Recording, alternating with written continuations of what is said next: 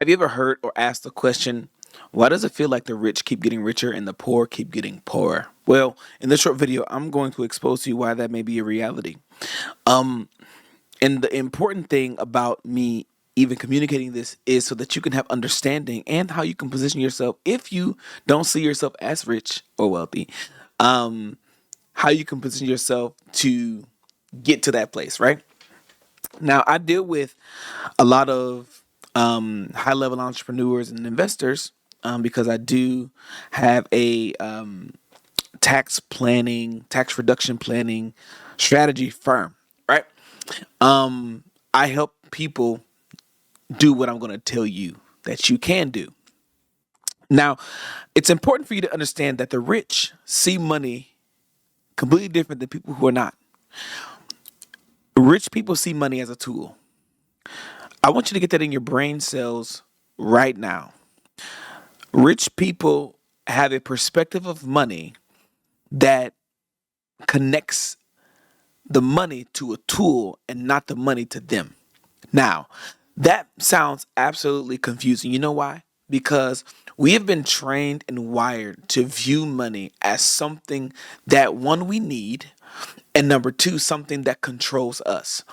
And it's a very dangerous perspective to have, especially as you are growing and or maturing financially. If you're in the six-figure range and you're wanting to get to the seven-figure range, all of that has to do with is mindset. If you want to cross over in between tax brackets, it's about what you know and how you apply what you know, right?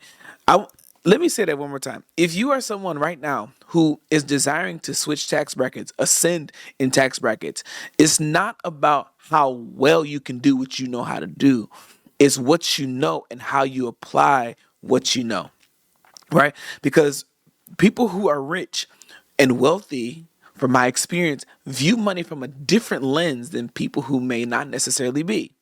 And that lens has everything to do with how they utilize the money and not allow the money to utilize them. I want you to type that in the comments. Don't let money use you. Money is not supposed to control your life. Money is not supposed to control your being.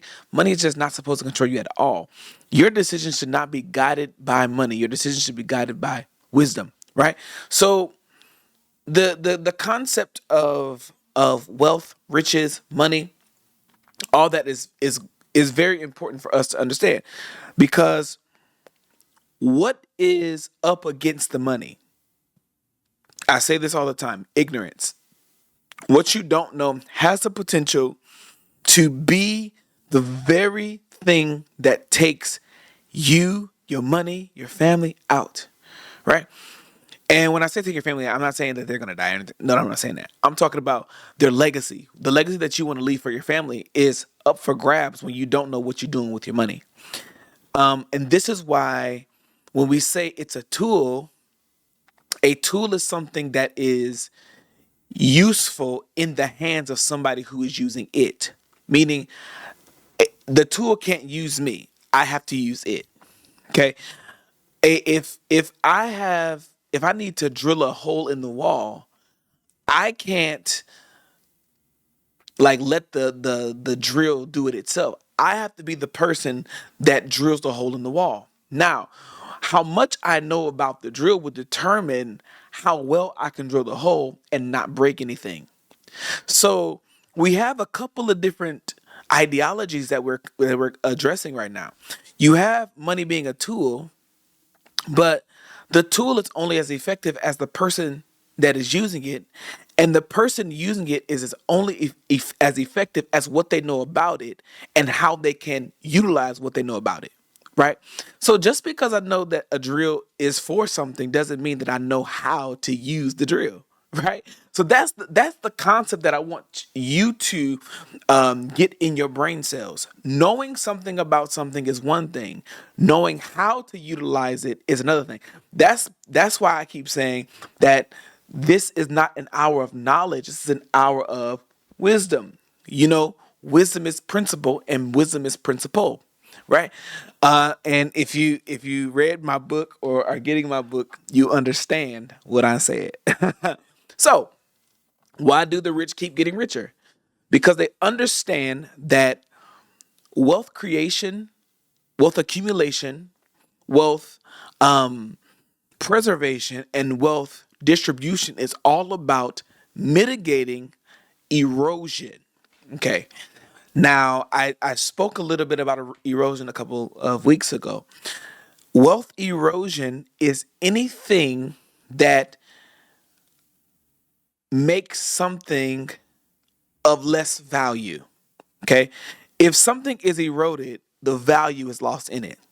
So if my wealth is eroding, that means that there are some things, some factors, and some whether it be internal or external forces that are causing my wealth to be lowered. My net worth is decreased by wealth eroding factors. And the first one is what we always say is ignorance. But the second one is taxes and inflation. These are the top three that I always talk about because these are the ones that drive every other wealth eroding factor. Let me give you an example. If I tell someone, yeah, you should get life insurance. Why am I saying that? Because if you get life insurance, there's a tax-free connection between what is put into the policy and or the benefits of the policy. Okay? So that is what? It a tax advantage. Okay? So the rich know how to mitigate wealth eroding factors. I said ignorance, taxes, and inflation. Top three. Okay? Now, when we are communicating about how the rich use money, one of the things that we have to also understand is that how they make money determines how they leverage and or mitigate these wealth eroding factors.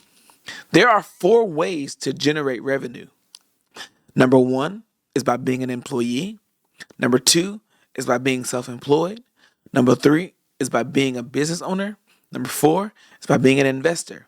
If you ever listen to Robert Kiyosaki, he is one of the people who spearheaded or continued this thought of how money is generated. How do you make money?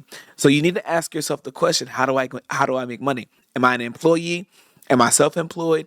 Am I a business owner or am I an investor? Now, employee is self-explanatory, but self-employed and business owner, some of you right now may be asking the question, what is the actual difference? If you are self-employed, that means that you don't actually own a business, you own a job, right? So this is to be self-employed means I'm employing myself to do a specific activity, meaning I have a service that I provide for people that gets them a specific result. Now, it's not bad. It's not necessarily crazy. It's just not a system that is leverageable without human capital, right? Always. And then there's, you know, exceptions to that thought pattern, right? So you have the employee who I have a job, you have self-employed where I own a job. Then you have business owner, they own a system, and then you have an investor who invests into systems that create different types of cash flow, right? Now, people have said that, yeah, cash is king or credit is king. Well, I would like to submit that neither one of them are king. Cash is not king, and neither is credit. Because if cash fails, or if the value of the dollar fails, is it actually king? If you don't have good credit, is it actually king? I would like to submit to you that the real king is cash flow. So when Robert Kiyosaki continued furthering this term of the cash flow quadrant of employee, self-employed, business owner, investor, it brought into question or brought into the conversation of how do people leverage these different types of cash flow systems so that they are able to reduce the amount of erosion that comes to their wealth. Because if I am employed, the erosion is my physical strength. If I'm self-employed, the same is true. If it as well as then we enter into taxes and inflation. If I'm only using my own physical strength, that would also mean that inflation is working against me because I cannot outrun inflation. If you can't outrun inflation, then your what? Your employee status is subject to change, as well as your self-employed status is subject to change.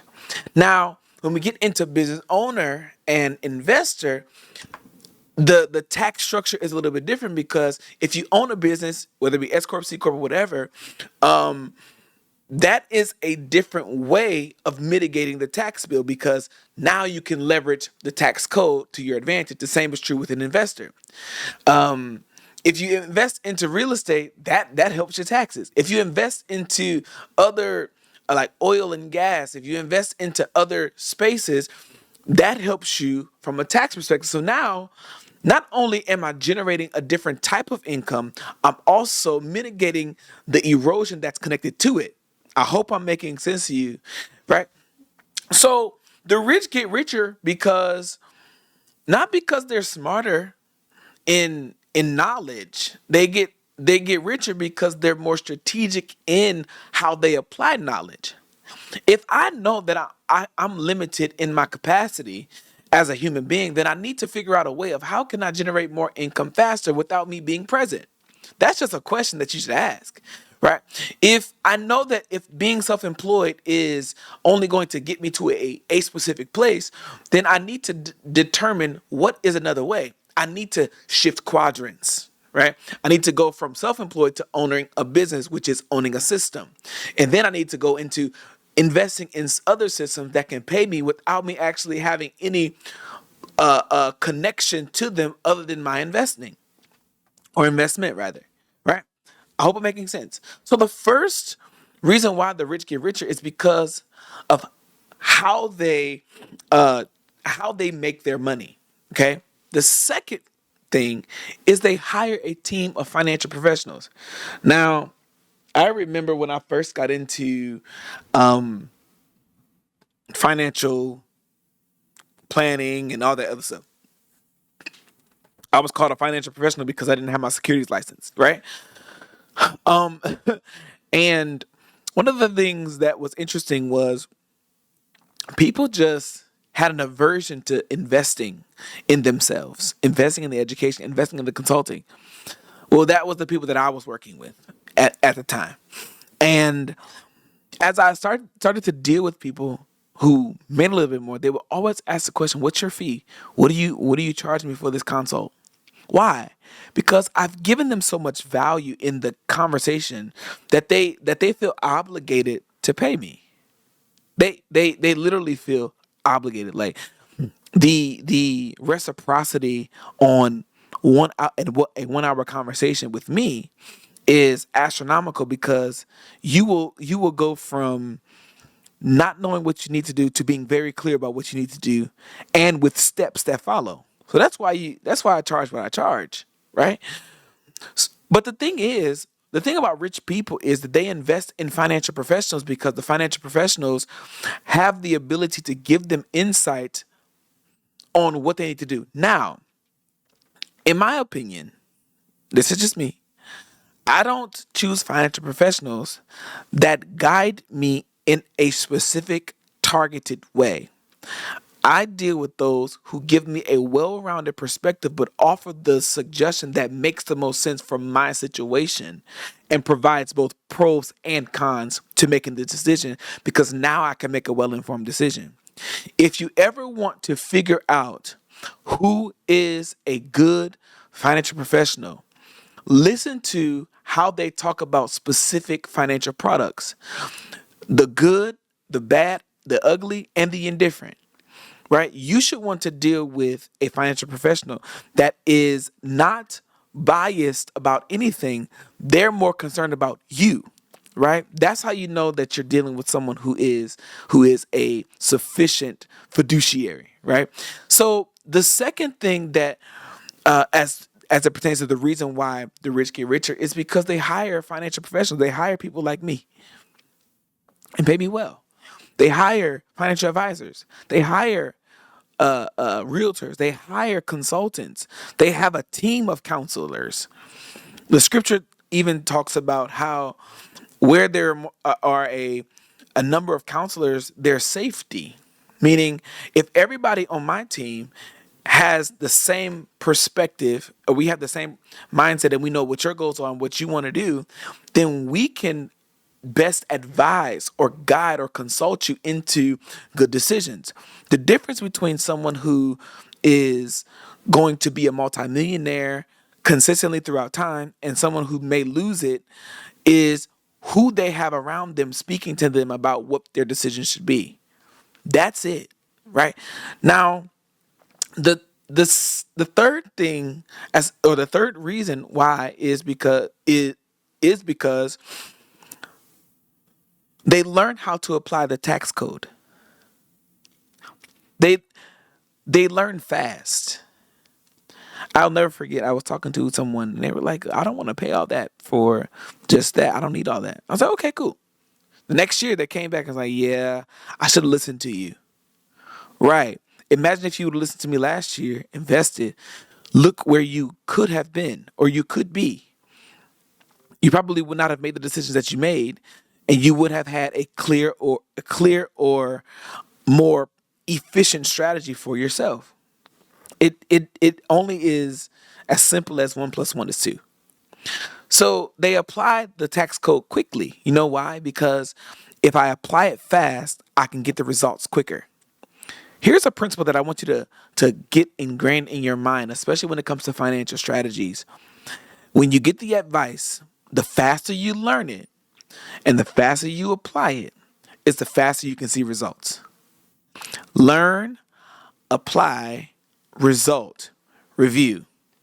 Learn, apply, results, re- review. Okay? Learn, apply, results, review. Is that clear? And then repeat. Learn, apply, results, review, repeat. Right? Now, it's imperative that people know the tax code because taxes are one of the most important and the most stressful, especially in this climate that we're in the United States, where we have a new bill and people are up in arms about it, and rightfully so because of what it does and what it would do to our present and future economy. Now, the last reason why the rich get rich and the poor get poor is because they work the tax code to their advantage. When we talk about loopholes, we're talking about opportunities of savings. We're talking about opportunities to grow, opportunities to help serve other people, right? If someone who is wealthy says, you know what, I need to figure out how I can reduce taxes. What if the reduction of taxes is hiring an employee? Now, what did I do? I just helped the economy. What if the reduction of taxes equates to um, more property so that people can have affordable housing? Right? There are people who are not just in it for the money. There are people who are there for the long term strategy and what it can do for themselves, for their family, and for the community. There's a social intention. There's a social justice intention with a lot of people who are wealthy. We just don't see it because we only see them selling, them making money. We see them in the public eye. So the rich get richer because they know how to make money. They know how to hire a team. They know how to apply the tax code, and they know how to work the tax code to their advantage. Now, 3 and 4 sound actually the same in my opinion when I was writing it. But the first part is the learning. But the number 4 is actually working it, right?